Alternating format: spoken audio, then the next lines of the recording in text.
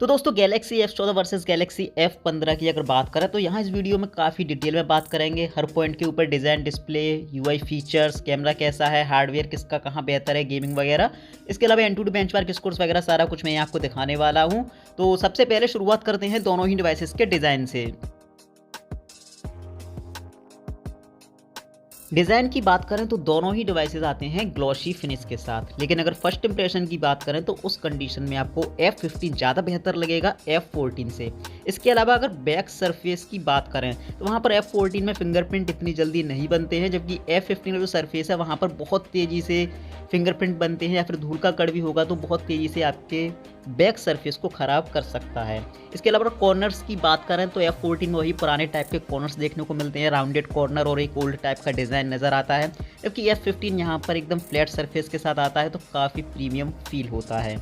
इसके अलावा right side पर दोनों में ही पावर बटन, जिसके ऊपर आपको फिंगरप्रिंट स्कैनर भी देखने को मिलता है। इसके अलावा वॉल्यूम कंट्रोल्स बटन देखने को मिलते हैं। बॉटम पार्ट पर टाइप सी पोर्ट, 3.5 का हेडफोन जैक और मीडिया स्पीकर।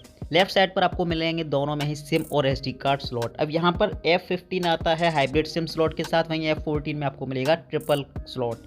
इसके अलावा टॉप पर आपको मिलता है एक सेकेंडरी माइक। अब यहाँ पर अगर डिमेंशन की बात करें तो उस कंडीशन में F14 थोड़ा सा बड़ा महसूस होता है F15 से, लेकिन वेट के मामले में F15 भारी है F14 से, हालांकि कोई बहुत बड़ा डिफरेंस नहीं है। तो डिमेंशन के मामले में अगर दोनों की बात करें तो 6000 mAh की बैटरी होने की वजह से दोनों ही काफ़ी हैवी फील होते हैं।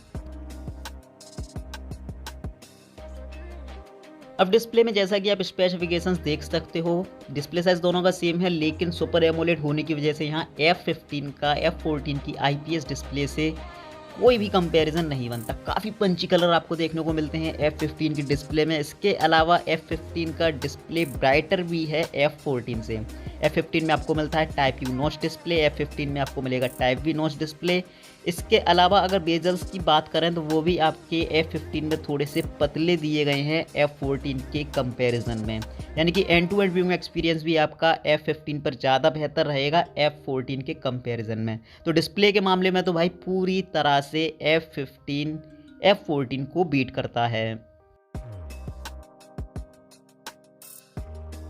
देखिए यूआई फीचर्स की बात करें तो दोनों में ही आपको मिलता है सैमसंग का वन यूआई, तो लुक एंड फील तो आपका सेम रहेगा ही, फीचर्स भी आपको सेम देखने को मिलते हैं। जैसे कि एडवांस फीचर्स इस टैब की बात करें तो दोनों में ही आप देख सकते हो एग्जैक्ट सेम फीचर्स आपको देखने को मिलेंगे। सिक्योरिटी के लिए दोनों में ही साइड फिंगरप्रिंट स्कैनर और फेस अनलॉकिंग सिस्टम देखने को मिल जाता है। सिक्योर फोल्डर आपको दोनों में देखने को मिलेगा। इसके अलावा कॉल रिकॉर्डिंग का फीचर भी आपको दोनों में देखने को मिल जाता है। और एक्स्ट्रा फीचर्स की बात करें तो वो भी दोनों में एग्जैक्ट सेम है, यानी कि यूआई फीचर्स में कोई भी डिफरेंस नहीं है। कैमरा स्पेसिफिकेशंस में आपको रियर पर F15 में एक अल्ट्रा वाइड लेंस एक्स्ट्रा देखने को मिलेगा, जो कि F14 में नहीं है, और यहाँ से आप ultra wide photos videos record कर सकते हो, जो कि F14 से पॉसिबल नहीं है। इसके अलावा पोर्ट्रेट मोड आपको दोनों में देखने को मिलता है, साथ ही साथ नाइट मोड आपको दोनों में देखने को मिलेगा, लेकिन F15 में आपको slow motion and fast motion भी देखने को मिलता है, जो कि F14 में नहीं है। दोनों ही डिवाइसेस से आप 30 FPS पर फुल HD तक का वीडियो रिकॉर्ड कर सकते हो। 60 FPS का सपोर्ट आपको यहाँ देखने को नहीं मिलेगा। OIS दोनों में से किसी डिवाइस में नहीं है, but EIS based video stabilization आपको दोनों में देखने को मिल जाता है। कैमरा परफॉर्मेंस की बात करें तो ये हैं कुछ फोटोज़ जो मैंने दोनों ही डिवाइसेस से ऑटो मोड पर कैप्चर किए हैं। ऑटो मोड पर दोनों से ही मिलता है आपको 12 मेगापिक्सल का फोटो। डिटेलिंग के मामले में दोनों ही यहाँ पर काफ़ी कमाल के हैं, कोई खास डिफरेंस देखने को नहीं मिलता, लेकिन कुछ बारीक चीज़ों में मुझे F14 बेहतर लगा। जैसे कि डायरेक्ट सनलाइट में जब मैंने फोटो लिए तो F14 में साफ पता चलता है कि फ़ोटो डायरेक्ट सनलाइट में लिए गए हैं। इसके अलावा शेडो फ्री फोटोज़ मुझे F14 में ज़्यादा बेहतर देखने को मिले। कह सकते हैं डायनेमिक रेंज F14 की ज़्यादा बेहतर है F15 से। इसके अलावा अगर कलर टोन की बात करें तो वो भी थोड़ी सी F15 की अंडर सैचुरेटेड मिली, जबकि F14 में वेल सैचुरेटेड कलर्स देखने को मिलते हैं। और ओवरऑल अगर ऑटो मोड पर फोटोज़ की बात करें तो वो F14 की मुझे ज़्यादा बेहतर लगी। पोर्ट्रेट मोड की बात करें तो सेम डिफरेंस आपको देखने को मिलेगा जो आप रियर कैमरे के ऑटो मोड पर देख चुके हो, मतलब मेन डिफरेंस आपका कलर टोन का रहेगा। यहाँ भी F14 थोड़ा सा वेल सैचुरेटेड नज़र आता है, जबकि उसके सामने F15 का पोर्ट्रेट मोड थोड़ा सा अंडर सैचुरेटेड शो होता है। थोड़ी सी चैलेंजिंग लाइटिंग कंडीशन में भी मैंने पोर्ट्रेट मोड कैप्चर किए, जैसे कि डायरेक्ट सनलाइट में, तो वहाँ भी मुझे F14 थोड़ा सा बेहतर लगा। हालांकि डायनेमिक रेंज यहाँ पोर्ट्रेट मोड पर F15 की ज़्यादा बेहतर रही। दोनों ही डिवाइसेस का एज डिटेक्शन काफ़ी कमाल का है।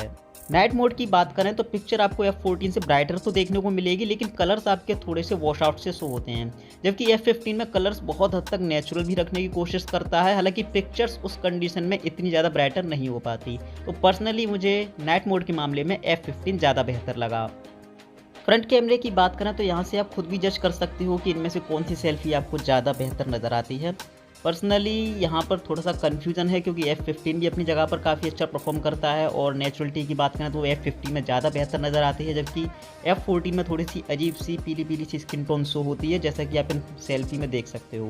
तो आप खुद डिसाइड करिए। पर्सनली मुझे यहाँ F15 ज़्यादा बेहतर लगा। फ्रंट कैमरे के पोर्ट्रेट मोड में एज डिटेक्शन दोनों का ही ठीक ठाक है।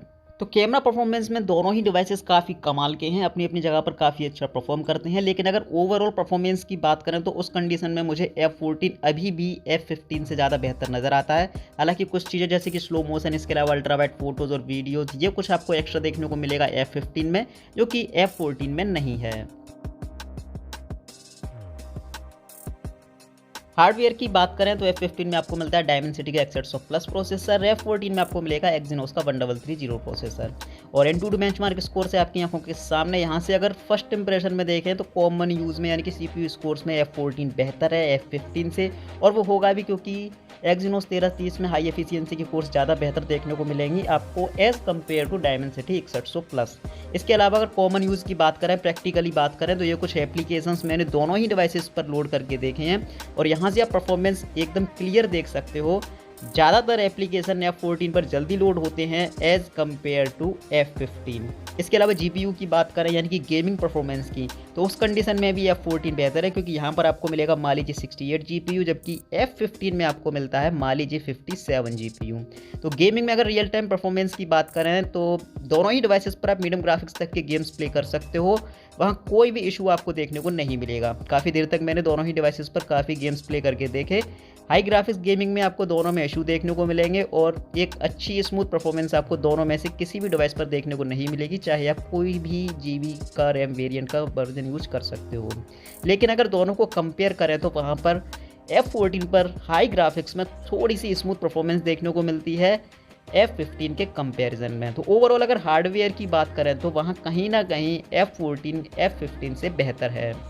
तो दोस्तों यही था F14 और F15 के बीच एक ओवरऑल फुल कंपैरिजन। जो मेन डिफरेंस है वो रहेगा एमोलेड डिस्प्ले का, जिसकी वजह से F15 F14 पर भारी है। अदरवाइज ओवरऑल परफॉर्मेंस की बात करें तो वहाँ पर F14 अभी भी F15 को बीट करता है। अगर और कोई कंपैरिजन आपको इन दोनों डिवाइसेस के किसी और डिवाइस से चाहिए तो प्लीज़ कमेंट सेक्शन में बता सकते हैं।